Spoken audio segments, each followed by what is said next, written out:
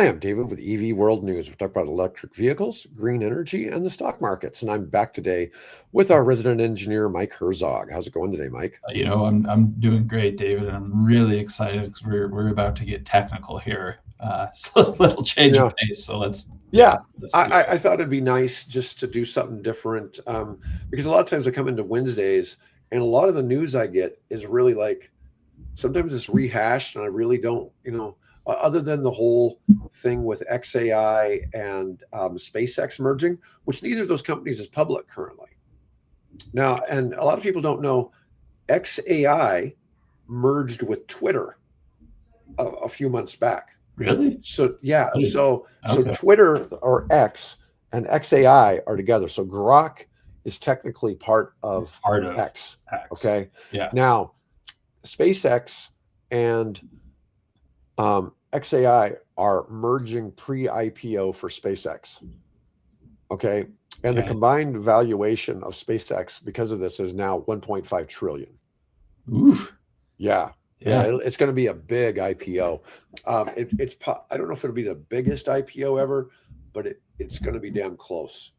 And Yeah. it's Right. really interesting because Musk bought Twitter, he and his partners, for I think it was 44 billion. Okay. And right now, it with the XAI piece, it's valued at like 300 or 500 billion. Okay. So people are always like, oh, he's lost all this money and all this. And it's like, it's really hard. I always say this, it's like, you love him or hate him. Don't bet against him. You're stupid to bet against Musk. Yeah. Um, I mean, there's some people out there that you can hate these people all you want, but don't bet against them. You're stupid, and this is kind of like, I think Trump's a jerk. Okay. There's a lot of things about Donald Trump I do not like, but I wouldn't bet against him. Yeah. And I mean, the guy makes things happen, and whether you like those things or not, but down the road, I think he's going to look back because we don't really think much about people who were presidents 100 years ago, right? Mm-hmm. Mm-hmm. But some of us will say that Woodrow Wilson might not have been a very good president. Okay. Things like that, but it's only those of us who really study history, right? Okay. There's been people like that, but generally in the lens of things, he's going to be a president that's not really has a lot to reflect on because there was no major national emergency while COVID really Yeah. doesn't count. He didn't have a World War II or a World War One. Mm-hmm. Didn't have the It just South gets, yep. secede, It's kind of thing. blended in with everything else. Blended in with Yeah, everything yeah. else. So I mean, it's not really going to be a whole lot different. And we've had a lot of that for the last. Really, I mean, you think about it. No, Mm-hmm. FDR is held in high regard simply because he was a president during World War II, During right? World War II. Yeah. Yeah. 100%. So I mean, it's different. But anyways, we're going to go ahead and so Mike Yeah. goes Yeah. around the world and he teaches about EVs and grid planning and helps people prepare for things. And so we've not really gotten into this a whole lot, and I thought it'd be good to have a little bit of a change of pace. We've actually got a big audience tuning in for this today, much larger than normal. So, Mike, I'm going to let you take Great. control and go ahead and educate us some. Are you seeing any slides or anything up on there, Oh no, David? I've got to enable it. Here we go. Okay, if you do that, There we awesome. go. Perfect. So I'm gonna jump into this thing. Oh boy, is it changing anything? Okay, There we go. I got it. Perfect. there you go. Okay, so a lot of what I do, I think I opened up the wrong thing. Jeez Louise, it's like I've never done this before. Remove from studio. Let me share screen, window. There It we always go. has a little delay. I may have to. Let me see. Perfect. But like David said, that's how we kind of came to know each other, and through this, through working at a utility, we were kind of on the forefront of this a long time ago. I was very fortunate. The community rep, I had an older gentleman working for me, and 15, 20 years ago, he was all about electric vehicles. We need a plan for this. This is going to be the future of what we're doing. So he got me thinking about these a long time ago. So we've been, from the utility perspective, it's always been on the back burner, always a hot topic of this is going to blow up the grid. This is going to be an issue. But how do we actually approach that? Like, how do we realistically try to put some numbers on this and figure out what's going to happen? So this is part of, I do a full day long one, I do a 2 day long one, but these are just some of the high hitters. A lot of that we go into like the really technical specifics on how this works and how you can plan it on your system. But just at a high level, this is what we're looking at. So a lot of what we do in the utility space, in the planning world, from what's in your backyard to the power plants to the transmission system, bulk electric grid, it's all about curves. It's all about daily use patterns and how things go up and down in the cycles, and planning around that. So when we talk about charging patterns with EVs, we have curves of how EVs charge, we have curves of how the grid operate. We want to try to mesh those together as best as we can, and not exacerbate existing problems, and utilizing facilities that we have that might have some spare capacity or spare room on them. So really, there we go. When we talk about it, there's a couple of really high-level characteristics, information we want to know about EVs, and this is how we transfer what people do and the vehicles themselves to terms we would use on the grid. So you can look at this picture a couple of different ways. One, there's a horizontal view where the top is characteristics of an electric vehicle in terms that we use for the grid. So it's energy, kWh, it's instantaneous power in kilowatts. And then the bottom is the consumer, the people. Like, this is what I think about it. How far can I go? How quickly can I charge? But these are related vertically as well, where we consider battery capacity from the grid perspective really translates into range and mileage. Like, so it's the size of your gas tank, it's the size of your battery. How big your battery is how far I can go. So we can think about it in terms from a utility perspective. The size of that battery in kilowatt hours, kWh, which is our common unit, translates to how far you can go, which as a consumer, I care about miles. Similarly, it's charging rate, which we care about from a utility perspective, in kilowatts. Like, what's that instantaneous push? How many electrons are flowing in that thing once I turn it on? Translates to how quickly your vehicle charges. So if I'm a consumer, I care about how far can I go? How quickly can I recharge? And we're just trying to translate those terms into what it actually means to the grid. So big ranges here. If you have a hybrid vehicle, plug-in hybrid vehicle, your battery is going to be big. I think David coined the term a Hummer's worth of energy, which is what, right, 200 yeah, kilowatt hours. Yeah, 200 kilowatt hours. So if you have a big honking Hummer in your driveway, it has a huge tank, which translates to miles. And then the rate of change or the rate of that draw is your charging rate. And you're not trying to insinuate here that everybody gets 2 miles per kilowatt hour, which is kind of what it looks like from your image here, because a vehicle normally only has 10, probably gets 5 miles per kilowatt. Don't, these are not 200 might only get 2. These are very, don't try to compare these numbers. These are just broad ranges you can kind of assume in this. So no, this isn't a draw. I mean, 1.5 would be pretty good efficiency, right? I mean, that wouldn't be bad at all. But it's, don't just sample values if you're going to model these on your system and what it would look like. But we break down that kilowatt a little bit further, and we talk about these a lot into level 1, level 2, and level 3 charging patterns. Each one of them impacts the grid very differently in how we approach for it. So I don't like to recreate these pictures. I'll always cite where I get it, but there's a million of these if you go Google about what these are and what they look like. But effectively, level 1 is 120 volts standard outlet. Level 2 is 240 volts, or like a utility outlet, what your dryer might be on, what bigger equipment would be on. And then level 3 is 480 volts, and now getting larger than that even, 600 volts, 800 volts of what these charging look like. But they all have different profiles. They all have different instantaneous demand and how they come forward. The major concept, and I don't think I have a slide on it here because it doesn't go down that low, but effectively the rules of the road for the electric grid is power equals voltage times current. So P equals VI. the limiting factor we have in most things is its current rating. You can only force so many electrons through the tube before it gets hot or before it gets broken. So just mathematically, if we're limited on our I, P equals VI, if we're limited on our I, we have to manipulate our voltage to get higher power levels. So the whole idea is by going up these different voltage stacks, by going up level 1 voltage, level 2 voltage, level 3, and now even beyond that, we can transfer more power in a shorter period of time while keeping our current constant where everything's going forward. So you can just think of voltage directly relates to our power transfer. So higher voltage, we can move more power in a shorter amount of time, which as a consumer, that's what we want. We want shorter charging times. We want the gas station feel. We want the gas station experience where we can move all this power across, for better or for worse.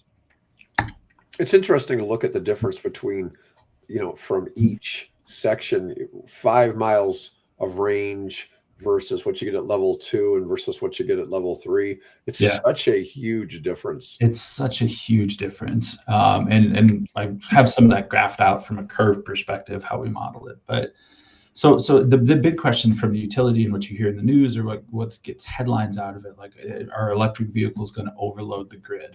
Like, are we going to have a problem? And from a utility standpoint, we're concerned about this. I mean, this is a real issue. So an average US home, so at any given hour throughout the year, draws about 1.2 kilowatts.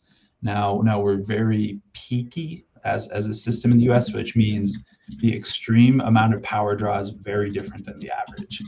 So if you're in a heavy AC area, you're in a newer home, larger home, you can draw up to 7 to 15 kW.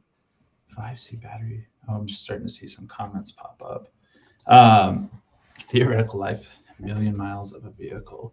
But it's we see 7 to 15 kW power draw, what you might be rated for. Just even a smaller level 2 charger these days is about 7 kilowatts of power. So you think a 2-car garage, 2 of these vehicles potentially charging at the same time, like on paper, you just doubled the load of that house. And within the utility space, within design space, historically, we don't leave a lot of margin on this. It's not like we had this planned and built in. We're using what we can out of all the equipment and facilities. We do not, in general, have room for a vehicle like that, or if everybody got one unrestricted. From the commercial standpoint, so level 3 DC charging stations, we're concerned as well. I mean, this is a major point of concern, and effectively, it's I always use like a Walmart Supercenter, Super Target as kind of a measuring stick for this. So in general, 150,000 square foot grocery store, refrigerating, cooling, heating, everything associated like that, draws about a megawatt of power. So about 1,000 kilowatts of power, just as a measuring stick. A 4,000 square foot Tesla supercharging station with just 4 chargers can have a max power draw of 1,000 kilowatts. So the same thing. What does that look like in principle on paper? So this is a real installation in Omaha, where we're from and where we have one. This entire building right here is a local grocery store chain, pretty decent sized one, but it draws about 1,000 kW. This is a Tesla supercharging station just in the corner of the parking lot that also draws 1,000 kW of power. It's hard to fathom that. It's just the discrepancy. And Tesla's pretty good about power management, and they understand demand and what it looks like. So they're pretty good about self-regulating. So all of these spots can be charging at the same time, and they're able to keep their total demand down to about this level. So it's not like 4 vehicles, this gets really big, but like this grocery store is there for 25 years. This is in a very established part of town where nothing really changes. Homes have been there for a while. It's been built out. It's not the suburbs anymore. It's residential and commercial and all of that. And then you can just start sprinkling in these giant loads in these areas that weren't designed for it and have frankly settled out and not planned for it. But it's wild when you think about that, of like, whoa, that's concerning. So when we look at it from the grid perspective, we're really thinking about, robust power nights, cold weather, be grid independent. Peak demand is what we're looking at. And this is what we drive all of our decisions based off of when we look at this from like a planning standpoint and grid planning standpoint. Basically, it's an hour during the year when the system is at its most strained. We can map it off of that. Typically, it's in the summer. Typically, it's between 4 and 6 p.m. We'll talk about what that looks like. But all of our generation, all of our transmission, all of our distribution systems, everything has to be able to reliably supply power during that 1 hour. And the kicker is the way we plan the grid and everything, it also has to be able to supply power in contingency conditions as well. So the largest power plant where we're at in the Midwest the system has to be planned in such a way that that thing can fail for whatever reason. There's a leak in the steam pipe. The whole thing shuts down. The grid still has to operate reliably under all conditions with that thing out of service. So there's redundancy, all of that's built in, knock on wood. That's why we have a very robust power system in the United States, because it has contingency built in. But it tends to be driven by forever. It was air conditioning, and all of this was summer based. However, electric heat is starting to creep up, and with the installation of hyperscale data centers that have a very flat annual profile, winter peaks becoming super concerning as well, especially when we start to rely more on solar energy and renewables in places. Solar, where we're at, our part of the country has 0% accreditation for output in the winter months, which means if you install solar and it's like, I have to be able to account for all of this demand on the system in the worst period, like, all right, for my generation system, if it's winter, you can't count solar at all because it's cloudy. It's miserable when it's the coldest. It could be snowing, all of these conditions. Or when my panels are covered with snow. Yeah, exactly. They're not sucking in a whole lot of power when they're covered with snow, that's for sure. And it's from the grid planning standpoint, like we have to have certainty these things are going to operate when we want them to go forward. But it tends to be driven by AC and electric heat. So this is what it looks like on a typical summer day, residential, and it's associated with temperature and human behavior. I mean, a lot of this is habit based. So our lowest point of power consumption is in the middle of the night. People are home. It's cooler temperatures. We're not running AC as much, and there's just less happening. Businesses aren't operating. We get to the morning. It starts to creep up. People wake up. They turn on the coffee maker. They turn on the lights. They're doing things. They're getting ready to go. It's not a big bump or a plateau, but we see a little bit of a plateau, kind of that mid-morning period where people have gotten to work, homes are starting to shut down, people aren't, the occupancy is more in work and school and not so much residential. But then we keep going up, and that's a function of temperature. That's a function of increased coincidence, which we'll talk more about here in a second, of electric AC or climate control. We peak for 3 to 7 as a broad range, depending on the country you're in. That's when we have high occupancy, we have high coincidence, and it's the hottest time of the day. It's hot. Your ACs are running. Starts to go down as the temperature goes down, and then we see one little spike at the end of the night. That's typically around 9 or 10 o'clock. People get home. People start the dishwasher before they go to bed. People start a load of laundry. You're generally home. You're watching TV. You're on the computer listening to music.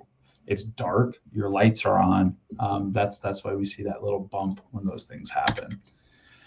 The entire grid is planned around coincidence and lack of coincidence in a lot of these things. So when we look at those aggregate curves, it's actually a combination of all kinds of different houses, and this is how their behavior trends over time.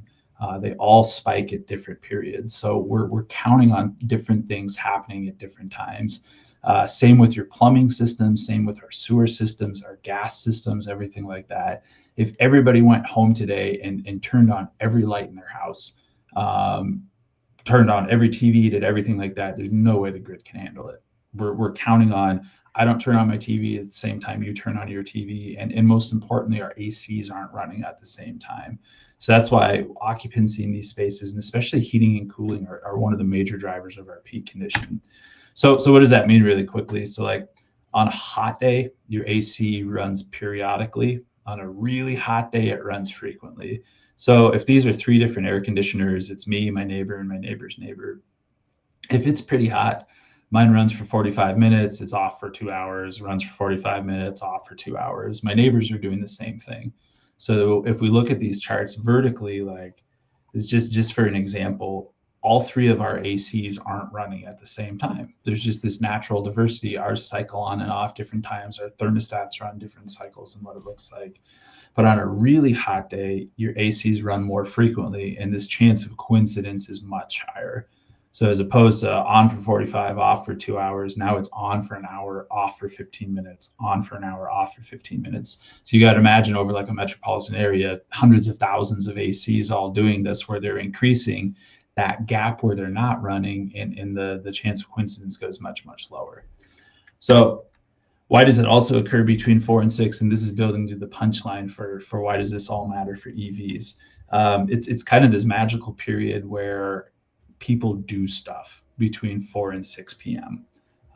So one, you still have people in the office environment. All the lights are still on. It's still climate controlled. Printers are still running. Servers are still humming along, everything like that. And then you have people starting to get home. Like me, like everybody else, when I get home for the day, I do stuff.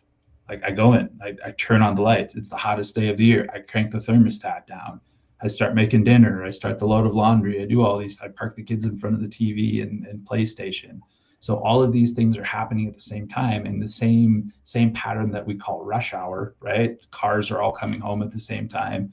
Extend that an extra 5 minutes to when you pull in the driveway and walk into your house and start doing things. So why does that matter for EVs? What do you do when you come home? You plug in your cell phone, you plug in your EV. And that's the biggest concern we have from the electric system right now, is people will plug in their cars right when they get home at the end of the day and strain the grid when it's already at its most strained. Now, what we're finding is, while that does tend to happen, it's maybe not going to be as extreme as we thought it was going to be. Like the chance that everybody comes home and plugs in at the same time and is actively charging at the same time is not going to be a challenge. But even if that's the case, we do have a couple of pieces of good news. So if we're just going to take this vehicle, Kia EV6, we've talked about it on the show. I like it. It's not a bad looking car. We can build some basic statistics out of this and some curves of how it's going to charge that we can then apply to the electric system and the electric grid. I mean, So statistically, shouldn't only 1 out of 4 or 5 people really be charging on a given day anyways? Yes, and that's exactly what we're finding. It's the infrequency of charging when you actually plug in, and what we'll show in a second, when you actually do charge, it's hardly charging for an extended period, at all. But it's level 1, level 2, level 3. So all the vehicles out there, you can get this information and translate it. But from a charging profile, this is what we'd look at. So if we went from 0 to a full tank, 0% to 100%. Now, it doesn't charge linearly. It's slower at those last couple of percentages. A battery, you're supposed to operate between 20% and 80% under daily driving. Yep, I get it. But this is just the math to show if we had 0% up to 100%, this is what it is. Like to recharge that 77 kilowatt hour battery at its charging profile in level 1, 64 hours. So if you weren't familiar with EVs, you weren't familiar with how they charge, how much energy, how you actually drive during the day, you would look at this and go like, who would ever buy an EV? It takes, almost 3 days to fully charge this thing back up. That's the most ridiculous thing I've ever heard. I've heard people use this in anti-EV arguments. Yeah. And it's like, but nobody does this, right? Nobody does this. I mean, this is not what you would do. So immediately we go to like, well, that's what level 2 charging. That's why there's level 2 charging. There's a faster rate. So even at that 0 to 100%, if you have this at your home, if you have access to it wherever it is, that 64 hours goes down to 7 hours. Now, why it's concerning from us from a grid planning perspective, when we actually start to build those curves, like, yeah, but it's at a much higher demand. So it's a shorter period, but for that 7 hours, it actually is significant load on our system that we have to pay attention to. However, it's what we just said, like on average, a daily US driver drives about 40 miles per day. So if we were going to extrapolate that and change it a little bit and say, just based on some proportions on the size of the battery, how much energy you're actually consuming from this Kia and what it looks like out of the range versus the battery capacity, you're only draining that thing 12 kWh on an average day and what it looks like. So what does that translate to? Even at level 1 charging, for an average driver in the US, you could plug that thing in when you get home and it would be fully charged. Like you are gaining on it, you're not losing on your charging cycle. What's really, really interesting to us from the utility perspective is that's down to 1 hour at level 2. So the average consumption of a driver is 1 hour per day. So that's where it goes down to. As if you get an EV and you start to do these things, you realize like, I don't need to charge this thing every day, like at all. Like I am not draining this battery. I'm still at these high levels, and it actually recharges really, really quickly when everything is said and done. Do you think in the future that the grid will be able to communicate with your car, say, hey, could you charge a little slower on this level 2 because we're at high demand? Yeah, and that's I don't know how far I get into it, but real quick, but that's where we're getting to with everything. Okay. Is we have a lot of flexibility built in from the numbers we've seen already. Clearly, like level 3 charging profile is very, very different, but to get to 0 to 100%, it's 23 minutes, but at a much, much higher rate. And once again, look at the specs on your car. These are not linear, it's complicated, but this is just for an example. What's kind of interesting when we see fleet charging from the grid perspective, not as concerned about it for a couple of reasons. One, the operators of these fleets tend to know what they're doing, and they know how to manage charging. They know how to manage demand. They're doing these things anyway. When we look at Amazon, they're charging level 2 in a hybrid, and they tend to charge overnight. When these things when the grid is at its least stressed, when that's happening, you want these vehicles on the road during the day, and during these peak periods, you want them out delivering vehicles. So even at these higher rates, 100 kW for level 3 charging, what these vans are rated for, because they're in a centralized location, because we can relatively plan for it, it's not as concerning as random people just putting in these large level 2 chargers at their house. So this is the problem, really, when it comes down to it, when we're trying to impact the grid. Right now in the US, about 80% of charging is done at home. When you're looking at, from what we've seen, people are plugging in their EVs when you get home, like especially if you're done for the day. Yeah, I'll just plug it in. But from the grid perspective, applying this charging profile over these peak load periods is about as bad as it gets. That's something that we don't want to see on the grid. What does that actually mean from a grid standpoint and planning standpoint? Like, what is the implications? So these big pieces of equipment, if you're going to put in a level 2 charger, it's a standalone transformer, it's a big green box in most places. You're putting in a new one for these, or replacing one that's already there. For level 2 or for level 3? This is level 3. Okay. I apologize. But these are the standalones. These can be upwards of $100,000 when everything's said and done. If you have to run new wires, if you're going underground, I mean, they're very expensive, and they can take several months or years to install. From the grid standpoint, what we're really, really concerned about, though, are these primary facilities. So the overhead or underground wires that are running along major streets. And then once you get into a substation, which is, the fenced area, gray rocks, high voltage, danger signs, everything like that, where in reality, just the way we've planned and operated our grid for the past 50 years, we don't have this margin to just add these things on here. So depending on where you're at, I mean, 1 to 4 level 3 charging stations, and you're rebuilding your system. And where we're at on those with the cost of materials, I mean, it's millions and millions of dollars, and probably more impactfully from cost aside, it's years. It's years to plan these projects and procure material and install and commission and do all of those things. So we're really trying, from the utility standpoint, like, we don't want to do these things. Where we end up with huge cost items are like residential loops. So This is my loop. I'm over here somewhere in one of these houses. If I overload this, like this is the wire that runs through your backyard and connects to all Okay. houses. It's buried, it's in there, it's sized for air conditioning, it's sized for whatever your home loads are. If I overload this wire because of my EV, or I got one and my neighbor got one and my neighbor got one, we all liked what we were doing, we have to replace this entire thing. It's not like we just go to our yards and say this is a good deal, like, okay, you guys, you're the straw that broke the camel's back, fix this. It's not just that. They're not just tearing up our backyard, they're tearing up everyone's backyard through the entire neighborhoods. That's from the utility perspective why we really, really want to avoid those things. We'll skip through all of that, but effectively, this is what we're trying to do. You know, we want to move this charging curve from where it is today to an overnight period, and where we're seeing it, and on those peak condition days.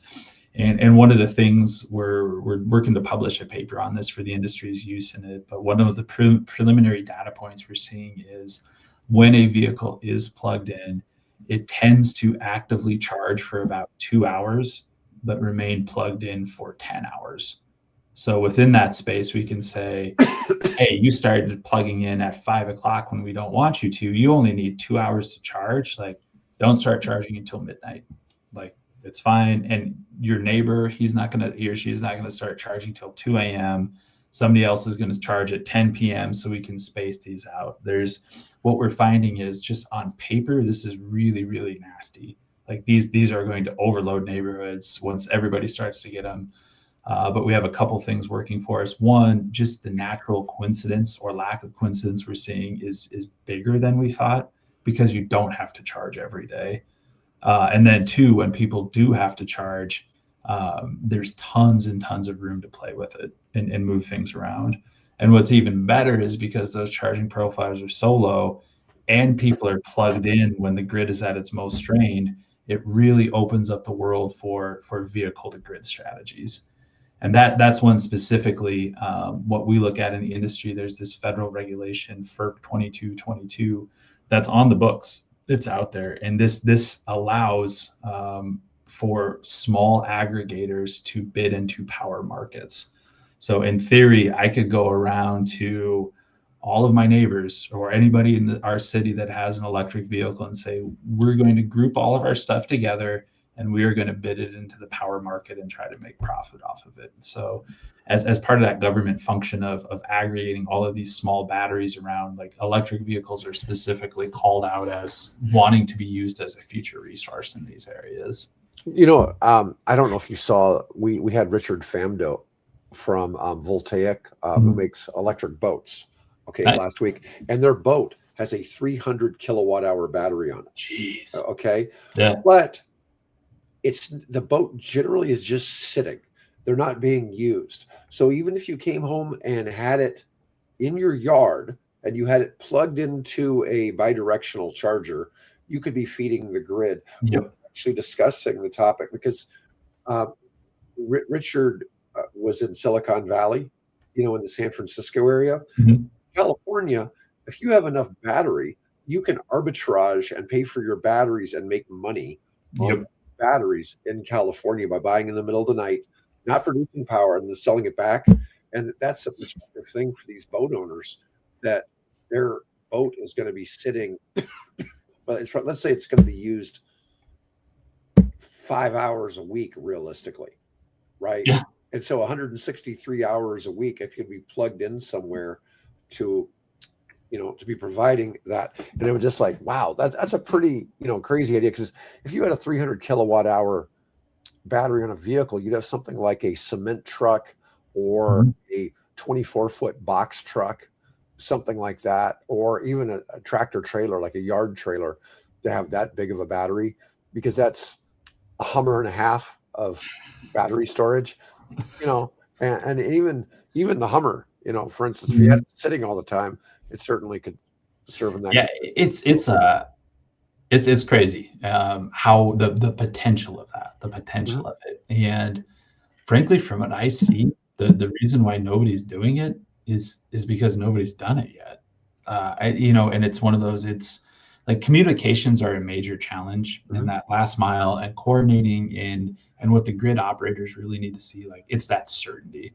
Like it can't just, hey, me and my neighbors, we're going to bid in the market with our EVs. Like how? Like show me how, when I, as the grid operator, say turn on your EVs for discharge, like it's actually going to work.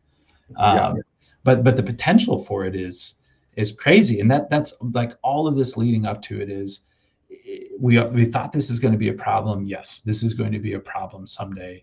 There's just no way around it. As batteries get bigger, as charging rates get faster, we're going to have to rebuild some things, but it's not going to be as severe as we thought it was. And this idea of people tend to plug in their vehicles when they get home anyway might actually be a great thing for the grid, because we're going to use them for vehicle to grid discharge. Yeah, it's amazing to see how the EVs are part of their own solution. Mm-hmm. You know, Yeah.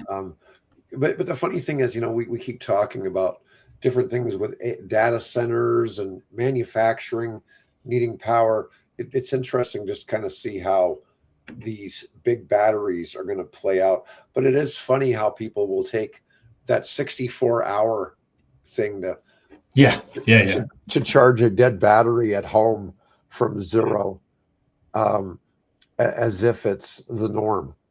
Yeah, no, and it's just, it's not something that it's not going to happen. I mean, you're not, never. I mean, from the day you pull it into your driveway, it's you're not. You never intentionally run a gas car out of gas, right? Yeah. I mean, well, for a gas car, that can be bad too. There's other considerations with that. Well, yeah, when those lines run dry or lose pressure. But yeah, if you're on the outside and comparing 64 hours to a 4-minute gas station trip, like that's not it. Like that's not the reality of what we're talking about. No. Well, if you needed to, well, it might be a little longer if you actually had to completely fill up the tank. But, but still, it's different. And then we looked at even the idea of like battery swap technology. Battery swap technology is just as fast as charging with gas or filling up with gas, you know, although we don't have that technology in the United States. And probably won't get it. Not anytime soon. Not anytime soon. No, I'm just like I keep saying, I see it in the tractor trailer space as being appropriate, because the tractor trailer space isn't, it's incredibly immature right now, that space. Whereas the cars, you know, the EV charging market is far more mature in the US, even though we're nowhere near like other countries, right? We're way behind other countries, but still it's the concepts of where we're going with it are more mature versus the neatest thing I've seen in what I study and look at. They did a really good case study in California, where they went down and applied this same methodology, but really studied the state. And they came back with, by 2040, they anticipate 67% of the distribution infrastructure will need to be upgraded in some way, shape, or form. So it's and with the price tag of, God, it's like $7 to $20 billion, just something absurd. But like the back end of it is, under the same analysis they did, they actually anticipate rates to go down for consumers because of the financial positive implications from EV energy sales. That's only half the electric train that never got built. Yeah. But it's like, and that's where I go, like, this is like, we are going to have to build the grid. Like there are going to be, the problem today is data centers. It's not EVs. Like when they say the grid is overloaded, but over time, as we hit huge penetration levels, like we're going to have to rebuild part of the grid. But it's the big picture is actually rates are going to go down potentially because of increased energy sales and high volume market. All right. Is that the majority of the presentation? That's all I got for today. But yeah, if anybody, like the rest of the day would be actually calculating these on the system and going through examples like that. Oh, damn. And while you've been doing this, and I don't know if you've looked at the stock ticker going by, but today something is going on. They call it the SaaS apocalypse. So what kind of happened is Anthropic, which is Claude, released something called Cowork. advanced AI automation tool for legal and business tasks. The market reaction has been to wipe out $285 billion off of software and tech stocks just today. Huge rollback. I mean, if you look at some of these numbers, like NewScale down 13.66, Nano down almost 12%, Oklo crazy down almost 17% today. Okay, now when we roll around into the AI stocks, it's pretty bad there too. But what's happening is software stocks crash the worst, and it's spreading to all technology. So people are wondering, do we need AI chips or infrastructure all of a sudden? And so people are doing some crazy sell-offs. You know. So wait, so what's the implication with the Anthropic announcement? So it's going to replace the need for lawyers and legal software and a lot of so like Nvidia here is down 4%. Yeah, but AMD is a big one, down 17%. That's huge. AMD is like a rock star in the thing, and somehow Microsoft isn't down. Go figure. So people have this theory that if software is dying, why buy Nvidia's chips? AMD's in the same space. Gotcha. Okay. Gotcha. It's an AI chip stock crash during today. And if the AI bubble is bursting, now why do we need electricity for data centers? So the nuclear and energy stocks are crashing today too. The Magnificent Seven is down today, except for Tesla. Broader market drags down the S&P 500 today. Tesla's down to 403, though. They were up at 470. Let me see. So CEG, which is a Centrus Energy, they're more than like an SMR company. They build bigger nuclear as well. They're down 7.7%. But NVIDIA, AVGO, that's I think they're Motorola, something like that. Microsoft was down, and I guess it's bounced back. But Oklo's down 31.8% in the past 5 days. Okay. If it drops down to like below $60, that's a definite entry point on that. Because you and I both know nothing actually happened to energy today. No, it's not going anywhere. Yeah, but this is people thinking that because Claude made this announcement of what Claude can do today, that it causes bloodbath. Investors are rotating out of pre-revenue SPACs and AI hype. They're rotating into value stocks, cyclicals, defensive names. Let's see. And so nothing fundamentally changed for like Oklo. Oklo is one I talk about a lot because I've been following it ever since we got into the nuclear space. But it's a macro sell-off. There's no Oklo specific bad news. Pre-revenue stocks always get hit hardest in a risk-off. I was checking to see if it was a good entry point at $74. Now it's a great entry point at $64, but it could drop as low as 55. Yet. Okay.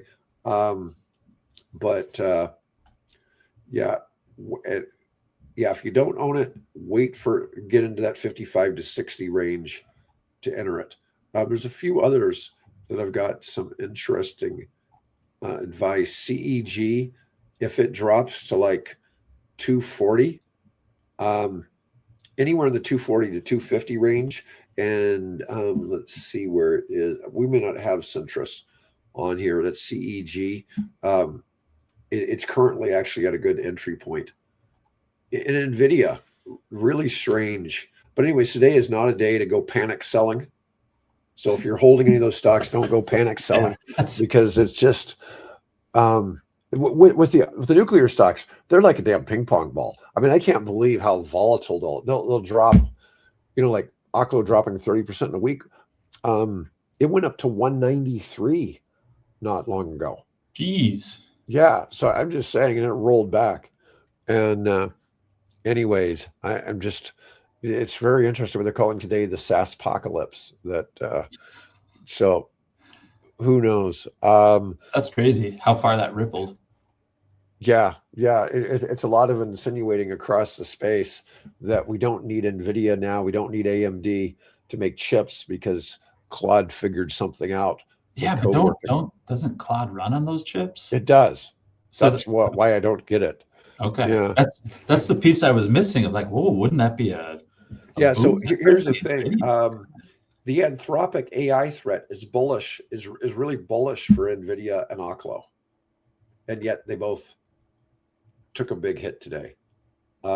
Software dying doesn't mean AI dying. It means AI winning. The thing is, I look at I'm shopping for some really high end software in the accounting space right now, Mhm. and um, I don't see anybody writing AI to take the place of that stuff. No. And it's still technically a SaaS, but it's just different to see some of that Yeah, going on. Anyways, I think we're good for today. yeah, But yeah. folks, That's I want to interesting. thank everybody for watching. Mike, thanks for giving us that presentation today. It was a little bit of different news. I'm going to go ahead and cut the feed. Friday, and Bill and I will be back.